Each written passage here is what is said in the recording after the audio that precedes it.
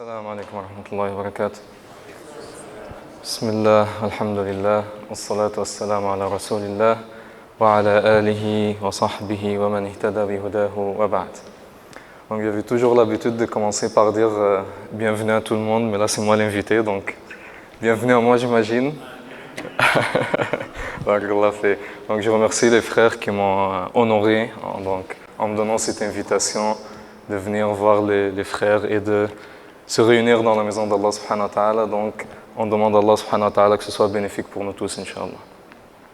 Donc avant de commencer le sujet d'aujourd'hui, Inch'Allah, je trouve que c'est toujours important de rappeler quelque chose qu'on a tendance à oublier, qui est l'importance et la valeur du simple fait d'être réunis dans la maison d'Allah subhanahu wa ta'ala.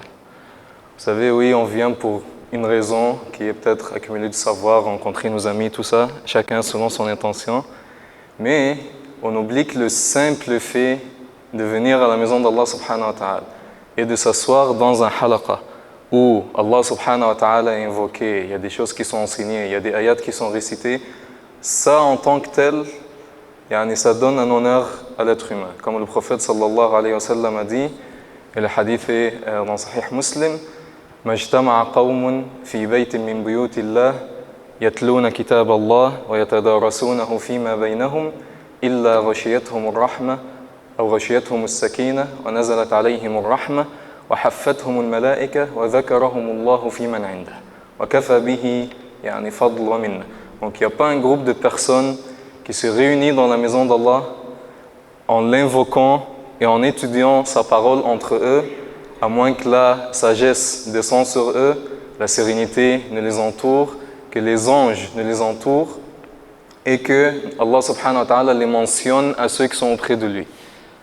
Dans un autre hadith, un peu long, je pense qu'on est un peu coincé dans le temps, mais le prophète sallallahu alayhi wa sallam a dit « Humul qawmu la yashqa bihim jalisu » Ce sont eux, le groupe ou le type de personnes ou le rassemblement qui, peu importe la personne qui s'assoit avec eux, il ne peut pas sortir perdant. Donc peu importe que tu as gagné quelque chose, que tu as appris quelque chose ou non, déjà le simple fait d'être présent, tu es gagnant auprès d'Allah subhanahu wa ta'ala. Donc on demande à Allah subhanahu wa ta'ala de faire en sorte qu'on soit toujours parmi ces gens-là, Inch'Allah. Et vous savez, vous devrez être content de vous, honnêtement. Combien de jeunes il y en a de votre âge qui sont maintenant, Allah A'lam, ils font quoi, en train de niaiser, traîner, je sais pas quoi. Donc si Allah subhanahu wa ta'ala il vous a choisi pour venir ici, apprendre quelque chose d'utile, Inch'Allah, donc c'est déjà une miséricorde d'Allah subhanahu wa ta'ala. Donc lorsque le frère il m'a invité, il m'a demandé le sujet. Quand j'ai su que c'est un halaqa qui est plutôt pour les jeunes, disons, ceux qui sont un peu plus, pas des adultes, disons, pas des 30 ans et plus, le sujet qui m'est directement venu à la tête, c'était l'identité. La raison pour ça est que, déjà, c'est un sujet extrêmement important pour n'importe qui, mais encore plus pour les jeunes, encore plus pour les jeunes qui vivent dans des pays non musulmans. Parce que sans identité, tu n'as rien. Et vivre dans un pays non musulman, c'est très difficile de garder ton identité alors que tu vis dans une identité qui est la plupart du temps contradictoire à ton identité islamique. Et être jeune, c'est encore plus important parce que c'est vraiment à cet âge-là que l'identité commence à se formuler pour de vrai. Donc je trouve que c'est un sujet extrêmement important.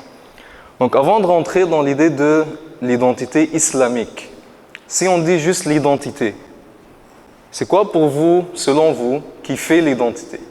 C'est quoi une chose ou les choses qui font en sorte que je peux dire que cette personne-là fait partie, il a telle identité, une identité chrétienne par exemple, alors que lui, il a une identité islamique?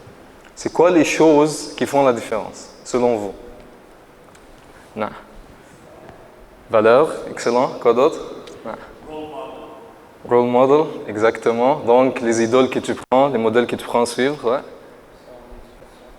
Son éducation, oui, c'est sûr que ça influence, mais est-ce que ça fait partie de l'identité elle-même? En fait, c'est les informations qui font qu'une fois que tu as appris ces informations-là, ça devient l'identité. Donc, ça rentre un peu dans les valeurs. Donc, ce qui t'a été enseigné, disons. Quoi d'autre? C'est pas une question piège, hein, juste essayez-vous. Ah. Les gens avec qui on traîne, donc l'entourage, oui. Quoi d'autre? Ses actions. On peut dire action et parole, hein. Les deux viennent ensemble. Donc il y a 4 choses, ce n'est pas les seules, mais c'est les plus importants. C'est eux qui font vraiment le fondement de ce qu'on peut appeler une identité. Donc tout d'abord, comme le frère a dit, on a la croyance et les valeurs. Donc qu'est-ce qu'il y a dans ton cœur? C'est quoi tes valeurs? Qu'est-ce que tu penses qui est bon? Qu'est-ce que tu penses qui est mauvais? Après ça vient les idoles. Donc c'est qui les gens que pour moi, ça c'est l'exemple que je veux suivre. Ça c'est la personne que je veux devenir comme lui. Ça pour moi c'est l'exemple de quelqu'un qui a réussi dans sa vie, disons. Je voudrais être comme lui. Troisièmement, on a dit les actes, donc les actions, les comportements et les paroles. Ce que tu fais et ce que tu dis. Et il y a une chose qu'on n'a pas mentionnée. Et c'est probablement la chose que je vais un peu vous chercher avec là. Je vais un peu vous... pas roast, mais... Non, pas la culture, pas nécessairement. Donc c'est l'apparence, n'est-ce pas? Donc l'apparence physique, ça fait partie de l'identité, n'est-ce pas? Donc le style, le type de vêtements, tout ça, ça fait partie de l'identité.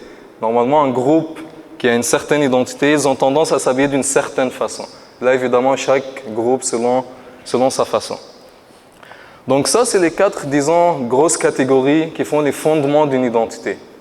Là, sous chacune de ces catégories-là, il y a des centaines et des centaines de choses qu'on peut mentionner. Mais puisque le temps est limité, je me suis dit, on va peut-être prendre la chose la plus importante dans chacune de ces 4 catégories-là qui touchent l'identité islamique, qui sont d'une importance majeure dans une identité ou quelqu'un qui se dit, qui s'identifie à l'islam. Donc si on prend la première catégorie qui est la croyance et les valeurs, c'est quoi la croyance fondamentale qui fait l'islam? Il y a beaucoup évidemment, il y a beaucoup de croyances en islam, beaucoup de valeurs. Mais si on a à choisir une qui est indispensable, sans ça, il n'y a rien. Non. Ouais, comment on appelle ça? Comment on appelle ça? Il y a un nom spécifique. Tawhid, barakallahu fi. Donc, la croyance primordiale, la chose pour laquelle Allah subhanahu wa ta'ala, il a envoyé les messagers, il a fait descendre les livres, et ça a toujours été le message de tous les prophètes et les messagers qu'Allah subhanahu wa ta'ala a envoyés. Même si leur livre est différent, même si leur sharia, jurisprudence est différente, la façon qu'ils prient, la façon qu'ils jeûnent, mais cette chose-là, cette croyance-là, c'est le fondement qui a toujours existé, qui est le tawhid, donc l'unicité d'Allah subhanahu wa ta'ala. Comme Allah subhanahu wa ta'ala a dit وَلَقَدْ بَعَثْنَا فِي كُلِّ أُمَّةٍ رَسُولًا أَنِ اعْبُدُوا اللَّهَ وَاجْتَنِبُوا الطَّاغُوتَ. Donc Allah a dit, certainement on a envoyé dans chaque nation un messager pour leur dire toujours la même chose. وَاعْبُدُوا اللَّهَ, adorez Allah subhanahu wa ta'ala seul, et اجتنبوا الطاغوت, égarez-vous des idoles ou des choses qui sont associées avec Allah subhanahu wa ta'ala. Est-ce qu'on est d'accord sur ça? Est-ce que quelqu'un pense quelque chose de plus important en islam que le tawhid, en termes de croyance? Non? Alhamdulillah. Donc on est tous d'accord. Maintenant, si on dit tawhid, c'est quoi le tawhid? Tout le monde connaît le nom tawhid, on l'a tous déjà entendu. Mais si tu as à expliquer cette chose-là, qu'est-ce que ça demande le fait de dire moi je suis un muwahhid? Ou moi je suis quelqu'un qui a un tawhid pur, disons. C'est quoi le tawhid? Comment on peut définir ça? Quelqu'un a une idée? Quelqu'un d'autre? Non. L'unicité d'Allah, mais qu'est-ce que ça demande l'unicité d'Allah? C'est-à-dire, si je crois en l'unicité d'Allah subhanahu wa ta'ala, c'est quoi cette croyance-là? C'est quoi qui est différent par rapport à quelqu'un qui n'a pas l'unicité? Essayez-vous, il n'y a pas de mauvaise réponse, Inch'Allah. Non. Oui. Non.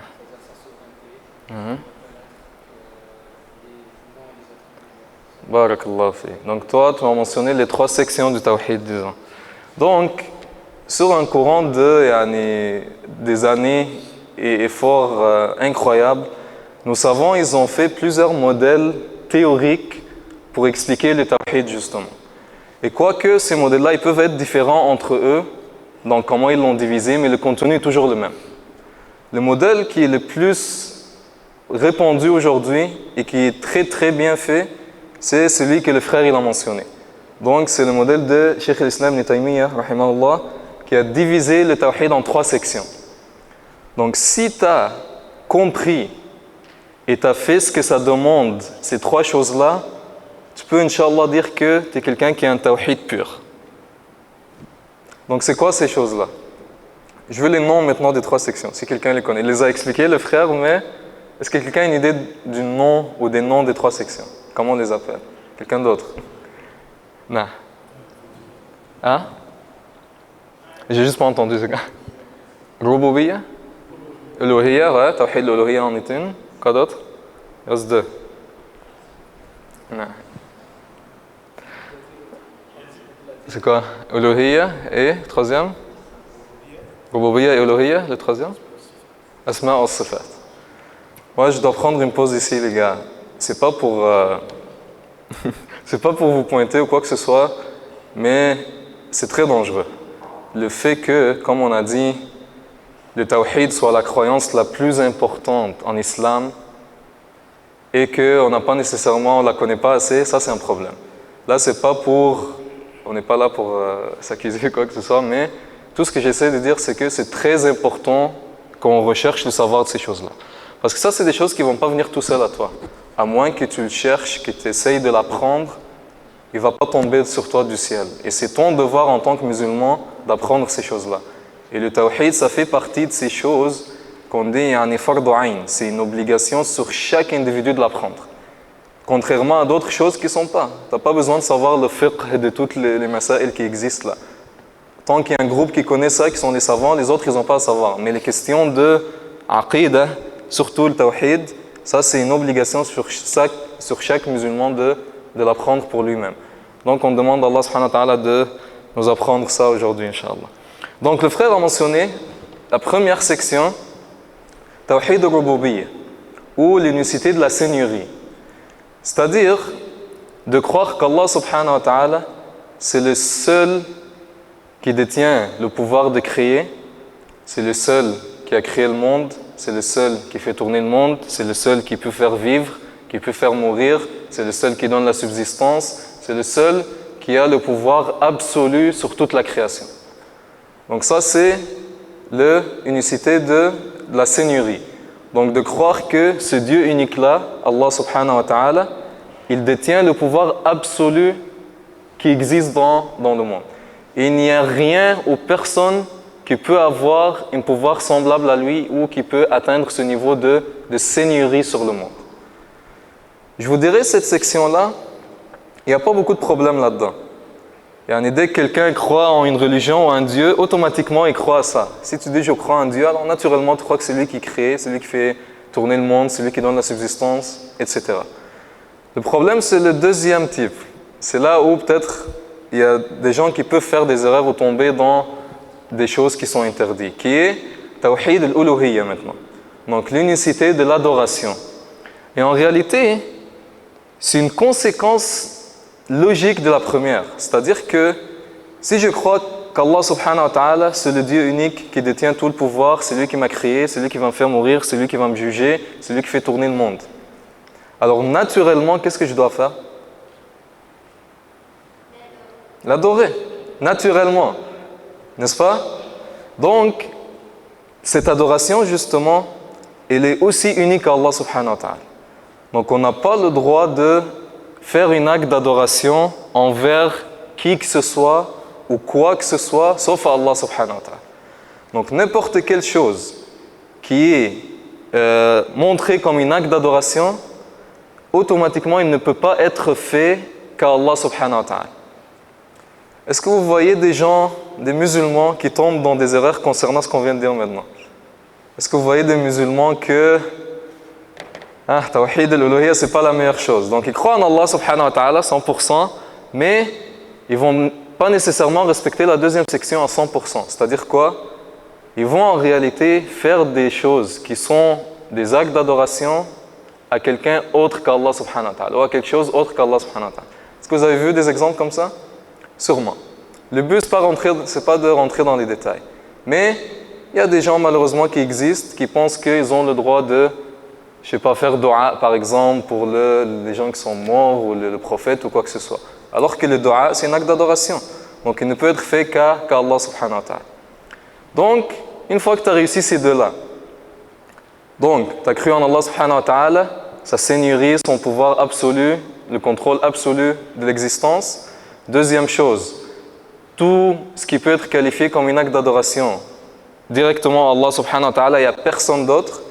Vient la troisième section qui est les noms et les attributs, qui est le fait que Allah subhanahu wa ta'ala, dans le Coran et dans la sunna authentique du prophète sallallahu alayhi wa sallam, il s'est donné lui-même des noms et il s'est donné lui-même des attributs. Donc notre devoir en tant que musulmans, c'est d'affirmer pour Allah subhanahu wa ta'ala ce qu'il a affirmé pour lui-même et d'arrêter là. Donc les noms, c'est pas mal, c'est simple, mais les attributs, c'est là qu'il peut y avoir des problèmes déjà. Donc si on dit, si je vous pose la question, c'est quoi un attribut qu'Allah subhanahu wa ta'ala s'est accordé à lui-même? Il y en a beaucoup dans le Coran. Je sais, il y en a qui savent exactement de quoi je parle, mais j'essaie de chercher les autres. Donc, c'est quoi un attribut qu'Allah subhanahu wa ta'ala s'est donné à lui-même, une caractéristique, disons? Quelqu'un a une idée? Non. Ouais. Le Tout-Puissant, ouais. Oui. C'est un nom, ça peut être aussi un attribut. Ouais. Le grand. Grand dans le sens de puissant, ouais. Quoi d'autre? Non. Attends. Le? J'ai pas entendu. Ghafour, oui, c'est un nom. Ça peut être aussi un attribut. Non. Yad. Donc les mains. Est-ce que les mains, c'est un attribut d'Allah subhanahu wa ta'ala, par exemple? Donc, Allah subhanahu wa ta'ala a dit à Iblis, Ma mana'aka an tasjuda lima khalaqtu biyaday. Qu'est-ce qui t'a empêché de te prosterner devant celui que j'ai créé de mes propres mains? Et l'ayah s'arrête là. Je pose la question. Notre devoir en tant que musulmans, Allah subhanahu wa ta'ala a dit avec mes propres mains. Qu'est-ce qu'on fait avec ça? Allah a des mains, oui ou non? Exactement. Donc si Allah subhanahu wa ta'ala il s'est affirmé quelque chose, il s'est donné à lui-même un attribut dans le Coran ou dans la sunna authentique, notre devoir c'est d'affirmer comme Allah subhanahu wa ta'ala l'a dit. Donc Allah subhanahu wa ta'ala a dit il a des mains. On dit Allah subhanahu wa ta'ala, il a une main. Pourquoi j'ai dit que ça cause problème déjà? Ceux qui connaissent un peu le débat, ils connaissent de quoi je parle. Parce qu'il y a des gens qui trouvent que si je dis qu'Allah subhanahu wa ta'ala a des mains, je suis en train de dire qu'Allah subhanahu wa ta'ala il ressemble à sa création. C'est vrai ou non? Il y a des gens qui disent ça. Donc, si je dis qu'Allah subhanahu wa ta'ala a une main, est-ce que je suis en train de dire qu'Allah subhanahu wa ta'ala a une main comme ma main, cette main-là? 100% non. Pourquoi? Parce que Dieu n'est pas un humain. Donne-moi la preuve.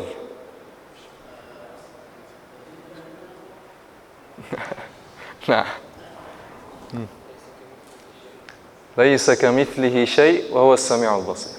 Rien ne lui est semblable et il est celui qui voit tout et qui entend tout. Donc Allah subhanahu wa ta'ala, il a dit que rien ne lui ressemble.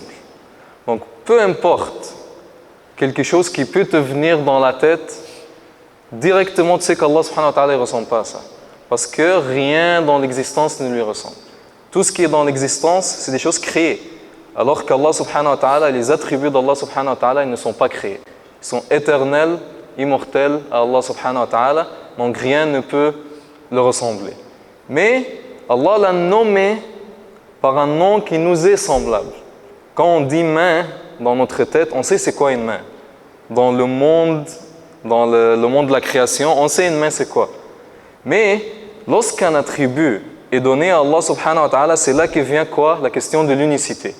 C'est-à-dire que oui, le nom peut ressembler à quelque chose qu'on connaît, qui est notre main, nous par exemple, mais puisque c'est dans la part d'Allah subhanahu wa ta'ala, c'est quoi? C'est unique à lui.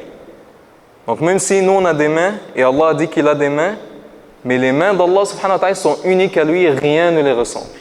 Donc ça c'est ce qu'on veut dire par l'unicité des noms et des attributs. Donc les attributs d'Allah subhanahu wa ta'ala, ils sont uniques à lui ils sont dignes de lui, de sa gloire, et ils ne ressemblent pas à sa création. Est-ce que vous suivez jusqu'à là? Ouais, c'est clair? Donc ces trois choses-là, c'est ce qu'ils font, ces trois sections, c'est ce qu'ils font ce qu'on appelle le tawhid. Le tawhid pur et dur, Inch'Allah. Donc ça c'est le tawhid, le message le plus important qu'Allah subhanahu wa ta'ala a envoyé tous les messagers avec. De tout d'abord, de croire en Allah subhanahu wa ta'ala et en son pouvoir et sa création. Tout d'abord, de n'adorer personne autre qu'Allah subhanahu wa ta'ala et finalement de lui affirmer ce qu'il a affirmé pour lui-même d'une façon qui est digne de lui subhanahu wa ta'ala. Là, évidemment, il y a plein d'autres croyances qu'on peut amener. Mais, comme j'ai dit, puisque le temps est limité, on va se limiter vraiment aux choses fondamentales, disons. Donc ça, c'est la croyance. Ça, c'est la croyance la plus importante à avoir qui font l'identité d'un musulman, qui font la différence entre toi et un non-musulman. Un autre, peut-être qu'il ne croit pas en Allah, il croit dans plusieurs dieux. Peut-être qu'il croit en Allah, mais il croit avec lui, il associe avec lui des divinités. Peut-être qu'il croit en Allah seul, mais il fait des actes d'adoration à autre que lui. Donc ça, c'est des gens qui n'ont pas réellement appliqué le tawhid, qui est la croyance la plus importante de l'islam, de façon complète. Donc, leur identité islamique est incomplète aussi. Maintenant, si on passe à la deuxième, on avait dit la deuxième catégorie, c'est quoi? Là, on a mentionné croyance et valeur, on a mentionné une croyance. La deuxième, on avait dit, c'était quoi? Les idoles. Barakallahu fi. Donc, chaque personne, et ça c'est important à savoir, il n'y a pas une personne sur terre qui ne prend pas des rôles modèles, comme des role models. Ça n'existe pas. Peu importe où tu es né, ta croyance, ton éducation, quoi que ce soit, tu vas toujours voir quelqu'un comme étant « je veux être comme cette personne-là ». N'est-ce pas? Je dirais tous les humains. J'ai jamais vu un être humain qui m'a dit « il n'y a personne dans ma tête comme un exemple d'une personne et que je ne veux pas devenir comme lui ». Il y a toujours quelqu'un dans la vie d'une personne qui, lui, il pense pour lui « ça, c'est l'exemple à atteindre. Ça, c'est ce qu'il faut suivre ». Et évidemment, selon les identités, ça change d'une personne à une autre. Donc peut-être que quelqu'un, peut-être si lui, son identité est construite autour de juste l'argent, être populaire et tout ça, peut-être que lui, son modèle, ce serait quoi? Peut-être une célébrité, un rappeur, un je sais pas quoi. Mais en tant que musulman, c'est qui le modèle qu'on doit prendre? Pour justement, là on est en train de bâtir l'identité d'un musulman. C'est quoi le modèle pour un musulman? Non. Le prophète sallallahu alayhi wa sallam. Pourquoi? Il n'y a jamais rien sans pourquoi avec moi. Dernier prophète, mais c'est quoi la preuve? Est-ce qu'il y a quelque chose dans la religion qui me dit le prophète c'est ton modèle? Le shahada c'est une attestation. Donc j'atteste que Muhammad sallallahu alayhi wa sallam c'est le messager d'Allah, abduhu wa rasuluh. Mais c'est où que ça dit spécifiquement qu'on doit suivre ou prendre le prophète en tant que modèle? Quelqu'un a une idée? Donc Allah subhanahu wa ta'ala a dit لَقَدْ كَانَ لَكُمْ في رسول الله أسوة حسنة لمن كان يرجو الله واليوم الآخر وذكر الله كثيرا. Donc vous avez dans l'exemple du prophète un exemple parfait ou le meilleur des exemples pour celui qui veut Allah subhanahu wa ta'ala et le jour dernier et invoque Allah de façon continue. Donc ça c'est un ordre d'Allah subhanahu wa ta'ala. Allah subhanahu wa ta'ala, il nous a envoyé le messager sallallahu alayhi wa sallam, il nous a ordonné de le prendre en tant que modèle pour nous. À quoi ça sert d'avoir un messager qu'Allah subhanahu wa ta'ala l'a envoyé, l'a donné la révélation, mais on finit par laisser son exemple et prendre l'exemple de quelqu'un d'autre? Est-ce que ça fait du sens? Évidemment que non. Donc le modèle pour un musulman à suivre, ça doit toujours être le prophète sallallahu alayhi wa sallam. Au point que Allah subhanahu wa ta'ala, il a fait en sorte que la preuve qu'une personne aime Allah subhanahu wa ta'ala, c'est directement lié avec à quel point il suit le prophète sallallahu alayhi wa sallam. Donc Allah subhanahu wa ta'ala a dit قُلْ إِن كُنْتُمْ تُحِبُّونَ اللَّهِ قُلْ ô Muhammad sallallahu alayhi wa sallam, dis-leur, si vous dites ou vous prétendez que vous aimez Allah subhanahu wa ta'ala. Là, ça c'est un claim. N'importe qui peut dire ça. N'importe qui peut dire moi j'aime Allah subhanahu wa ta'ala. Mais comment est-ce que je prouve que j'aime vraiment Allah subhanahu wa ta'ala? Donc Allah subhanahu wa ta'ala a dit قُلْ إِن كُنْتُمْ تُحِبُّونَ اللَّهَ et إِن كُنْتُمْ تَدَّعُونَ حُبَّ اللَّهِ فَاتَّبِعُونِي. Alors suivez-moi, يُحْبِبْكُمُ اللَّهِ, Allah vous aimera, et pardonnera vos péchés, Wallahu ghafur rahim. Donc, le niveau de comment tu suis le prophète sallallahu alayhi wa sallam, le plus tu suis le prophète sallallahu alayhi wa sallam, tu suis son exemple, tu suis sa manière, tu es vraiment en train de prouver que tu es vraiment quelqu'un qui aime Allah subhanahu wa ta'ala. Tu n'es pas juste en train de prétendre que tu aimes Allah, mais tu as démontré que tu aimes Allah subhanahu wa ta'ala en suivant l'exemple qu'il t'a envoyé, qu'il t'a dit de suivre. C'est vrai ou non? Là, soyons réalistes. Ok? À main levée. En fait, non, ce serait un peu gênant. Est-ce que vous direz qu'aujourd'hui, surtout la jeunesse, est-ce qu'ils prennent pour modèle le prophète sallallahu alayhi wa sallam? C'est pas une mauvaise ou bonne réponse là, c'est juste pour savoir un peu l'opinion publique. Moyen? Ouais, 100%. Il y a des modèles qui, masha'Allah, sont peut-être des fois plus de connaissances et suivent le prophète, la sunna, peut-être mieux que leurs parents. Ça, c'est la guidance d'Allah subhanahu wa ta'ala. Mais moi, j'oserais dire que malheureusement, il y a beaucoup, je ne dirais pas la majorité, mais il y a beaucoup de musulmans aujourd'hui, surtout parmi les jeunes, qu'en réalité, ils ne prennent pas le prophète sallallahu alayhi wa sallam en tant que modèle, même s'ils le disent. Une façon simple de voir ça, demandez-lui des questions sur le prophète sallallahu alayhi wa sallam, des questions basiques. Et demandez-lui des questions sur, je sais pas, son joueur de soccer préféré par exemple. Là, on va savoir la réalité. Qu'au cas du prophète sallallahu alayhi wa sallam, peut-être il ne connaît même pas les noms de ses enfants. Il ne peut même pas dire son nom jusqu'à le père du grand-père. Il ne connaît pas à quel âge il a reçu la révélation. Toutes ces choses basiques-là. Mais si tu lui demandes son joueur préféré, lui là, il le connaît, il connaît ses enfants, il connaît dans quel club il a joué, c'est à quelle année qu'il a changé, combien de trucs ballon d'or il a gagné. Il connaît tout sur sa vie. Donc ça montre en réalité que quoi? Que pour lui, cette personne-là, c'est son modèle. Pourquoi? Parce qu'il a pris la peine de le rechercher, de savoir sur lui. Il a été intéressé par sa vie, par son caractère, au point de le rechercher pour vouloir être comme lui. C'est vrai ou pas? C'est la réalité. Et ça, c'est un problème. Et c'est un problème que le prophète sallallahu alayhi wa sallam, il nous a avertis contre. Le prophète sallallahu alayhi wa sallam a dit « Man tashabbaha biqawmin fahuwa minhum » C'est lui qui essaye d'imiter un peuple, il en fait partie. Donc, quelqu'un qui laisse le meilleur des exemples, qui est le prophète sallallahu alayhi wa sallam, et qui prend pour un modèle un joueur de soccer, un rappeur, quelqu'un qui est riche, quelqu'un qui est populaire, quelqu'un qui est dans l'apparent, il a réussi sa vie, ainsi de suite. En réalité, c'est le perdant. Et le prophète a dit que cette personne-là, en réalité, il fait partie de ce groupe-là. Donc, il ne fait pas partie de l'identité islamique, mais il fait partie de cette identité-là qu'il a choisie pour lui-même. Soit joueur de soccer, soit rappeur, soit peu importe, c'est quoi le modèle qu'il a choisi. Donc, pour nous, en tant que musulmans, je vois le temps passer, Allah musta'an.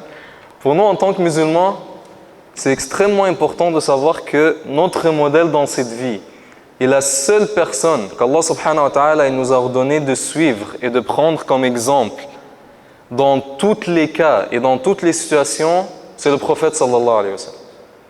Ça, c'est le cas inconditionné, où on doit suivre le prophète sallallahu alayhi wa sallam autant qu'on le peut. Ce n'est pas le seul. Et Allah subhanahu wa ta'ala nous a également ordonné de suivre les savants, de suivre les gens qui sont pieux, etc. Mais pas de façon inconditionnelle. On peut leur suivre dans les choses où ils ont été bien. Si c'est un savant, je le suis dans son savoir. Si c'est quelqu'un qui est pieux, je suis dans sa piété. Si c'est quelqu'un qui est généreux, je suis dans sa générosité. Quelqu'un qui est gentil, je suis sa gentillesse. Mais je ne le suis pas en tant que personne. Je ne prends pas sa personne et je le rends sacré. Non, je le suis pour la bonne chose que je veux prendre ou prendre en tant qu'exemple de lui. Sauf le prophète. Lui, il faut le suivre dans tout et le prendre comme un exemple complet dans tous les aspects de la vie, suivi des compagnons, suivi des savants, ainsi de suite. Donc ça, c'est un sujet à réflexion, honnêtement. Vous savez, on vit dans un monde où il y a beaucoup de distractions. Il y a une identité, comme j'ai dit, qui nous englobe, qui est vraiment, c'est toujours, c'est quoi les sujets dans les médias, c'est quoi que les choses parlent. C'est jamais le prophète, c'est jamais les savants, c'est jamais les compagnons, c'est toujours les célébrités, lui il s'est chicané avec lui il a divorcé, c'est toujours comme ça. Donc naturellement, qu'on le veut ou pas, ça nous influence.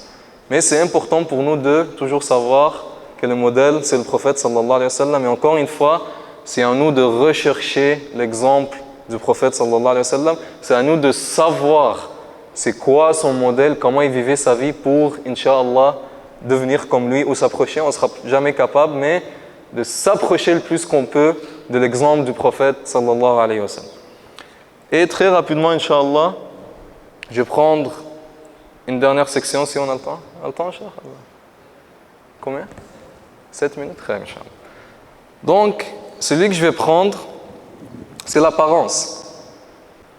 Donc, direz-vous pas que la chose la plus évidente qui monte directement dans les yeux pour savoir c'est quoi l'identité d'une personne, c'est l'apparence physique? C'est vrai ou non? Si tu marches dans la rue, puis tu vois, je sais pas moi, un prêtre avec un croix, le truc sur la tête, le petit morceau blanc ici, qu'est-ce qui va te venir dans la tête automatiquement? C'est un prêtre. C'est quelqu'un, un religieux chrétien. Si tu vois quelqu'un marcher avec, par exemple, la tête rasée, tissu orange, qu'est-ce qui va te venir dans la tête? Un monk. Donc, un monk bouddhiste, ainsi de suite. Donc, l'apparence, pas nécessairement, mais de façon générale. L'apparence physique, ça donne une idée de à quel groupe ou à quelle identité cette personne-là y fait partie. Pas nécessairement, ce n'est pas une loi, mais de façon générale. Donc, en tant que musulman, dans la question de l'apparence, encore je pose la même question. Direz-vous que, en tant que musulman aujourd'hui, si quelqu'un il voit dans la rue, il voit notre physique, notre apparence, nos vêtements, est-ce qu'il va automatiquement savoir que tu es musulman, oui ou non? Pas besoin de répondre, c'est juste une question à réflexion. Dans le sens que Allah subhanahu wa ta'ala, il a fait en sorte que les musulmans aient une certaine apparence. C'est sûr que chaque personne est différente, mais de façon globale, il y a des choses que si tu regardes et tu vois, tu sais que lui c'est un musulman. Et encore une fois, ça c'est quelque chose qui malheureusement a été beaucoup négligé. Encore une fois, surtout dans un pays non musulman, il y a une certaine mode qui circule, que tout le monde suit. Donc la mode aujourd'hui, c'est quoi pour les jeunes? Cheveux longs frisés, côté dégradé, des surveys, TN, je sais pas quoi. C'est vrai ou non? Aujourd'hui, dans la société d'aujourd'hui, si tu veux être beau gosse, entre guillemets, selon le modèle qui existe, selon la mode qui est présente en ce moment, c'est ça qu'il faut, c'est à ça que tu dois ressembler. C'est ça qui va faire en sorte que tu sois beau, disons. Et ça, c'est compréhensible, dans le sens que c'est normal qu'une personne il va avoir une bonne apparence devant les gens. Mais là, encore une fois, vient une question de réflexion. Est-ce que pour toi, le plus important, c'est d'avoir une apparence qui est aimée auprès des gens ou une apparence qui est aimée auprès d'Allah subhanahu wa ta'ala? Et ça, c'est une chose qui doit venir de chaque personne de lui-même, de compter qu'est-ce qui est le plus important pour moi. Si je sais, par exemple, qu'Allah subhanahu wa ta'ala a révélé au prophète que le qaza est interdit, par exemple. Donc, le fait de raccourcir une partie de la tête plus que l'autre. Donc, par exemple, raccourcir les côtés et laisser au milieu plus long. Le hadith est authentique. Donc là vient la question. Est-ce que je garde mes cheveux à la même longueur comme le prophète sallallahu alayhi wa sallam l'a dit, même si, selon le modèle qui existe aujourd'hui, ça va peut-être diminuer ma beauté un peu devant les gens, parce que ce n'est pas ça qui est considéré comme une beauté maintenant, parce que la mode ça change, mais maintenant c'est ça le cas. Ou est-ce que je préfère désobéir le hadith du prophète sallallahu alayhi wa sallam pour avoir l'air beau devant les gens? Donc ces choses-là, les frères, pourquoi je le mentionne et pourquoi certains gens ils pensent que c'est quelque chose qui est négligible, mais en réalité ça ne l'est pas. Qu'est-ce que je veux dire par ça? L'apparence elle-même, ce n'est pas ça qui fait rentrer au paradis ou en enfer. Ça en fait partie, mais ce n'est pas quelque chose de primordial. Mais ce qu'il y a derrière, c'est le plus important. C'est comme j'ai dit, le fait de, en tant qu'un musulman, c'est quoi la priorité pour toi? En tant qu'un musulman, est-ce que je suis vraiment prêt à sacrifier l'ordre de mon prophète qu'Allah subhanahu wa ta'ala m'a envoyé pour avoir une bonne apparence devant les gens, pour être beau. Puis en passant, hein, je ne suis pas en train de dire que c'est haram ou quoi que ce soit je sais pas, un maillot de foot, TN, sur V. En tant que tel, ils ne sont pas haram. Je ne suis pas en train de dire qu'ils sont haram. Mais si ton intention derrière mettre ça, c'est de ressembler à une certaine identité, qu'on sait c'est qui, pas besoin de les mentionner, ça c'est un problème. Le fait que toi, à la place d'essayer de ressembler aux prophètes, à la place d'essayer de ressembler aux compagnons, à la place d'essayer de ressembler aux gens qui sont pieux, des gens qui ont vraiment un exemple à suivre, pour ressembler à des gens que, franchement, c'est pas vraiment le meilleur exemple, donc tout ce qui est influenceur, TikTok, tout ça, parce que c'est ça la mode, c'est ça les joueurs de soccer, c'est ça les gens qui ont des millions, ça c'est un problème. Donc le fait d'avoir ce désordre dans les priorités des choses, ça montre un problème plus grand que le simple fait de c'est quoi ton apparence, qui est le fait de où sont tes priorités. Donc ça, c'est une question à réflexion. Ça, c'est une question que chaque personne doit prendre le temps de s'asseoir avec lui-même et de lui dire « Est-ce que pour moi, la sunna du prophète sallallahu alayhi wa sallam, les ordres d'Allah subhanahu wa ta'ala, ils sont une priorité au point de je suis réalistiquement prêt à raser ma coupe qui est considérée comme une bonne coupe, qui me rend beau pour justement plaire à Allah subhanahu wa ta'ala et aux ordres d'Allah subhanahu wa ta'ala. » Donc ça ça revient à chaque personne. On demande à Allah subhanahu wa ta'ala de nous donner tous al-hidayah et de faire en sorte qu'on soit tous parmi ceux qui suivent la sunna du prophète sallallahu alayhi wa sallam et qui suit le meilleur des exemples qui nous a été envoyé. Innahu waliyyu dhalika wa mawla. Désolé, j'ai dû un peu raccourcir les choses parce que le temps est un peu serré, mais j'espère qu'il y a eu un bénéfice là-dedans, Inch'Allah. Et après la prière, bi'idhnillah, si jamais il y a des questions, quoi que ce soit, ou quelque chose qui peut-être besoin d'être détaillé ou qui n'a pas été bien compris, je serai toujours là, Inch'Allah. Donc je demande à Allah subhanahu wa ta'ala de faire en sorte qu'on soit parmi ceux qui prennent le meilleur de ce qu'on écoute et non parmi ceux qui prennent le pire de ce qu'on écoute. Et qu'Allah subhanahu wa ta'ala garde toujours ces rassemblements et qu'Allah subhanahu wa ta'ala nous mentionne auprès de son entourage. Innahu waliyyu dhalika wa mawla. سبحانك اللهم ربنا وبحمدك نشهد أن لا إله إلا أنت نستغفرك ونتوب إليك وجزاكم الله خيرا.